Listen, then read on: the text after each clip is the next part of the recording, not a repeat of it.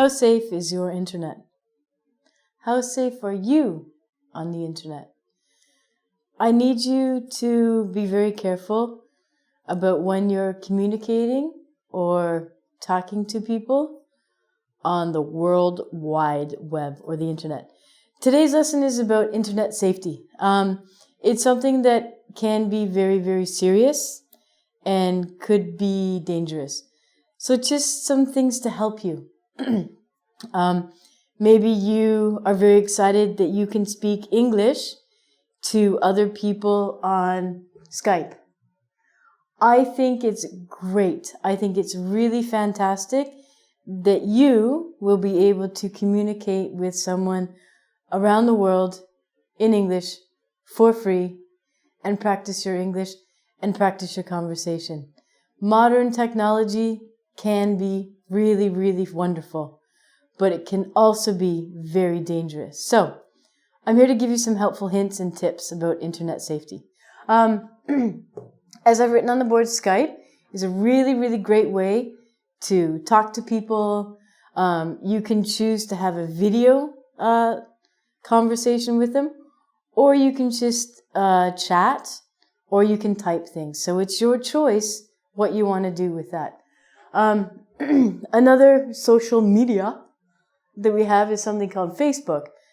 If you would like to be my friend on Facebook, my name is Ronnie McEnglish. So please, by all means, come visit my Facebook webpage and we can be friends.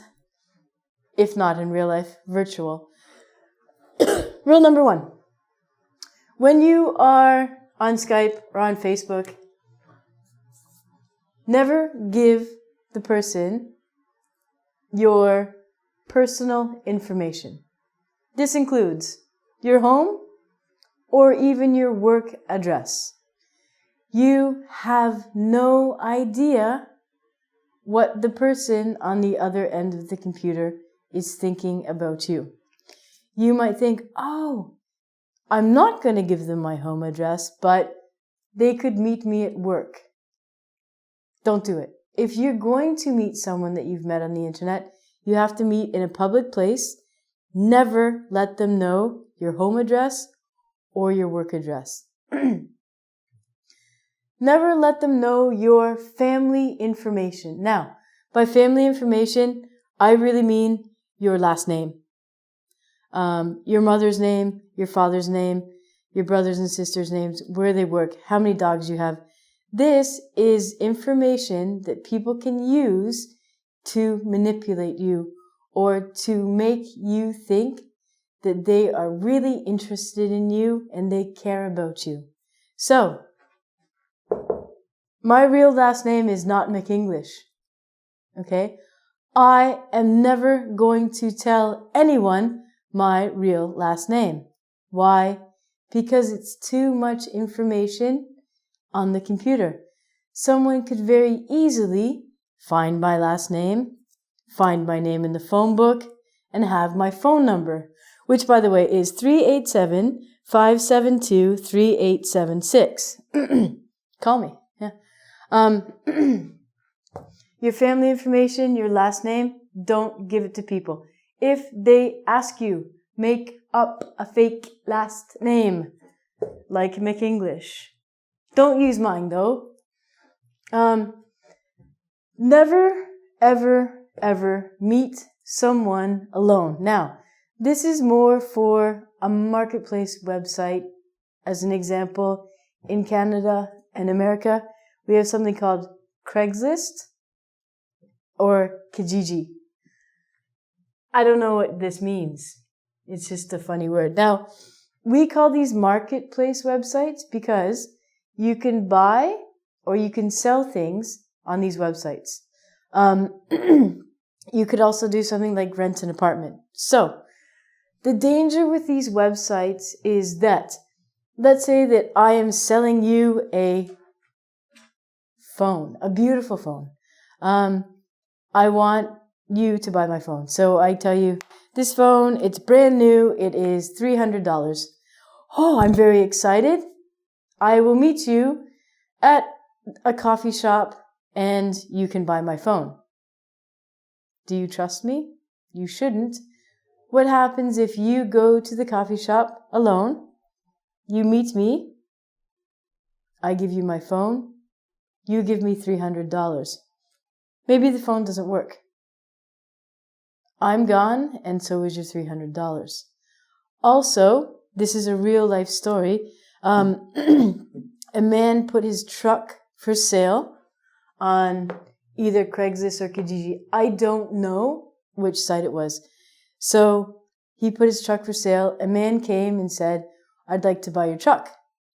So he wanted to have a test drive. So the buyer and the seller get in the truck, go for a test drive.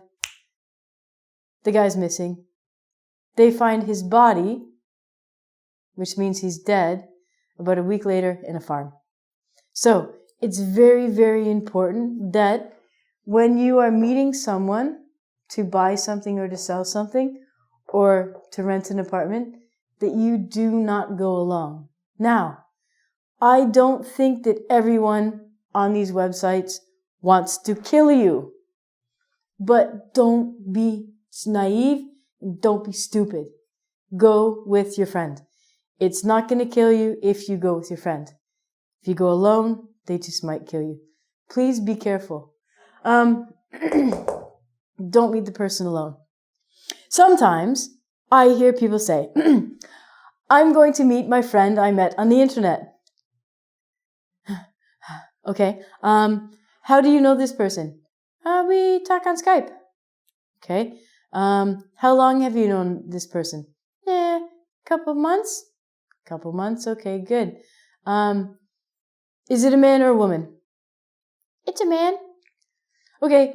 As soon as a man is talking to a woman on the internet, there is maybe some want of sex.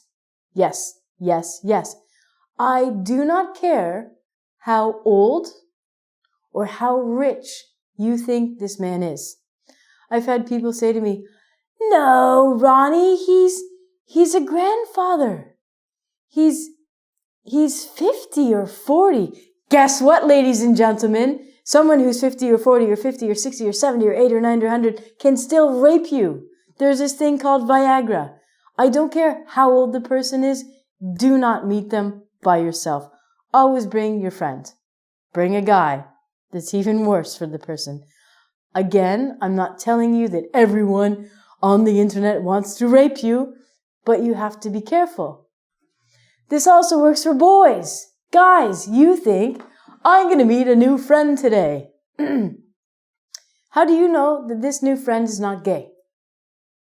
How do you know that this new friend of yours does not want to have sex with you? There are many, many, many gay people around the world forever, always. Hallelujah. But you must be careful. Just think, oh, I'm a man. It won't happen to me. No, it will happen to you. It could happen to you. So please be careful. There's a really, really cool kind of website that I've seen. There's more than one of these. One of them that I've looked at is called languageexchange.com. There's a whole slew of them, or many language exchange websites where you can go on for free. You can meet a language exchange friend, and you guys can email back and forth, and you can have conversations. Okay, rule number 1, never give personal information. Rule number 2, if you get a chance to meet the person, don't do it alone. And this is a really good precaution to weed out, which means get rid of crazy, potentially dangerous people. Ask the person why they want to learn your language. Now, all of the beautiful people from Japan and Korea. Ladies, a lot of guys love you. You are so cute. You are so beautiful, but you're also very naive. So it's very important that you ask the person, Nande Nihongo Bianco? I can't say it in Japanese. Why do you want to study Japanese? Be careful if the guy says, I like Japanese girls.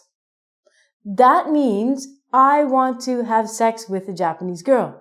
That Japanese girl is you. Or they might say, I really like Korean culture. Do you really know about Korean culture? Maybe the person really has an interest in Korean culture, but it's important that you ask them why. Now, a lot of people you may know have been to your country. A lot of English teachers go to Japan, go to Korea, go to China, and they meet beautiful girls like you. And that's fine, but it's always good to ask them why. Maybe the guy went to China. Maybe he went to a city near your city and he thinks that Chinese girls are beautiful. He learned Chinese and he wants to continue his Chinese. That's good. Still be careful and always find out why. It's really important that when you speak to people, even on engVid, that you know exactly what you're going to talk to the person about. Don't give them personal information. Don't meet them alone. Don't give them money. Except for me. All right. Be safe out there. We'll see you next time. Bye-bye.